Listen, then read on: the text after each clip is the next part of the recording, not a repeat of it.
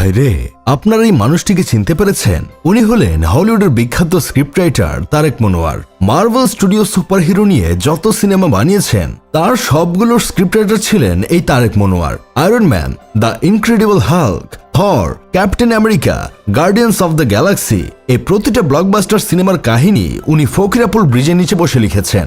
আপনারা জানলে আরো অবাক হবেন, ডিসি স্টুডিওস সিনেমাগুলোরও রাইটার তারেক মনোয়ার সাহেবই ছিলেন।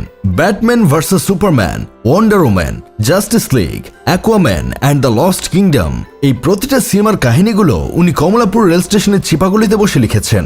আপনি জীবনে এতগুলো পাদ মারেন নাই যতগুলো অস্কার তারেক মনোয়ার সাহেব জিতেছেন। আজকালকার পোলাপান মেসি, নেইমার, রোনালদোকে নিয়ে কামড়াকামড়ি করে, অথচ এই তিন প্লেয়ার একসাথে করলেও একজন তারেক মনোয়ার তৈরি হবে না।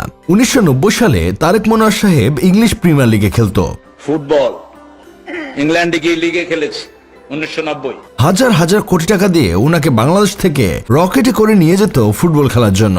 আমি হেলিকপ্টারে উঠতে চাই না, আমি হেলিকপ্টারতে বেশি দ্রুতগামী রকেটে আমি চড়েছি অনেকবার। তারেক মনোয়ার সাহেব কিন্তু হেলিকপ্টারে চড়েন না, উনি রকেট দিয়ে যাতায়াত করেন, এটা উনি নিজ মুখেই বলেছেন। তাছাড়া বঙ্গবন্ধু স্যাটেলাইটে কোনো সমস্যা দেখা দিলে তারেক মনোয়ার সাহেব রকেটে করে সেখানে গিয়ে সেটা ঠিক করে আসেন, আর ফিরে আসার সময় মঙ্গল গ্রহে গিয়ে এলিয়েনদের সাথে সাক্ষাৎ করেন। এলিয়েনরা তারেক মনোয়ারকে দেখলেই ভাইয়া ভাইয়া বলে ডাকে।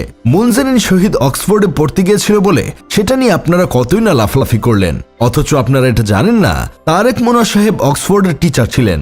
শুধু তাই না, উনি টানা 3 বার অক্সফোর্ডের শ্রেষ্ঠ টিচার হিসেবে নির্বাচিত হয়েছিলেন 1990 সালে। ওই টিচার শ্রেষ্ঠ টিচার, আমি অক্সফোর্ডের 3 বার শ্রেষ্ঠ টিচার হয়েছি। বিল গেটসের সাথে তারেক মনোয়ারের অনেকবার দেখা হয়েছে।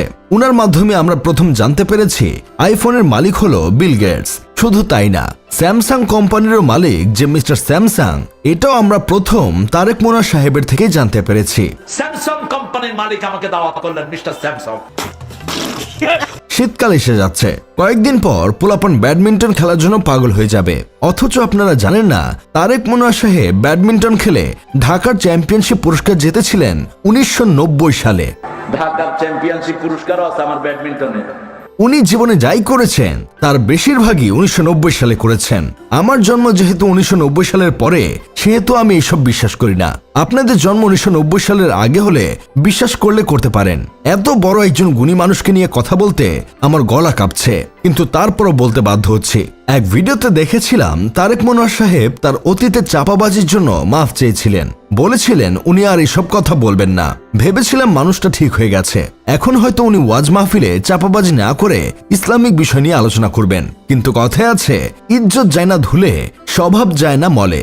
উনার এই চাপাবাজির স্বভাব যায়নি, বরং রাসেল ভাইপার সাপের মতো ভয়ঙ্কর রূপে ফিরে এসেছে।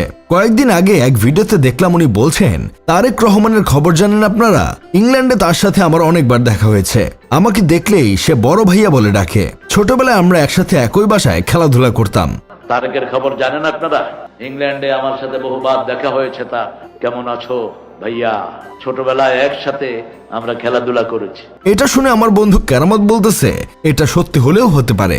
দুইজনের নামই তারেক, না জানি কোন দিন বলে বসে আমার জন্মের পর আমার নাম রেখেছিলেন খালেদা জিয়া। কয়েকদিন আগে এক ভিডিওতে দেখলাম উনি বলছেন নজরুল গীতি নিয়ে উনি 4টা অ্যালবাম বের করেছেন। 4টা অ্যালবামই বাংলাদেশের বাজারে সবচেয়ে বেশি বিক্রি হয়েছে। শুধু তাই না, উনি নজরুল গীতি গেয়েছেন বলে স্বয়ং কাজী নজরুল ইসলাম স্বপ্নে তারেক মনোয়ার সাহেবের কাছে এসে বলেছেন, তারেক তুমি আমায় ধন্য করেছো, আমার কিছু গান তুমি গেয়েছো। 4টা ক্যাসেট আমি করেছি নজরুল গীতির, এবং তিনার ক্যাসেটটি যখন প্রথম দিন বাজারে আসে সেদিনই আমি ওনাকে স্বপ্ন দেখি। এখন বুঝতে পেরেছেন নিয়মিত না হাগলে যে গু মাথায় উঠে যায়। যাই হোক, শেষমেশ আমি গোলাম হোসেন একটা কাজের কথা কই, এইসব চাপাবাজি বন্ধ না করলে দয়া করে উনাকে কেউ ওয়াজ মাহফিলে ডাকবেন না। উনি এইসব আবালমার্কা কথা বলে অন্য ধর্মের মানুষের কাছে আমাদের ধর্মটাকে ছোট করে। এটা 1990 সাল না যে এমন গল্প মানুষ বিশ্বাস করবে। এই ইন্টারনেটের যুগে মানুষ সহজেই সত্যতা যাচাই করে ফেলে।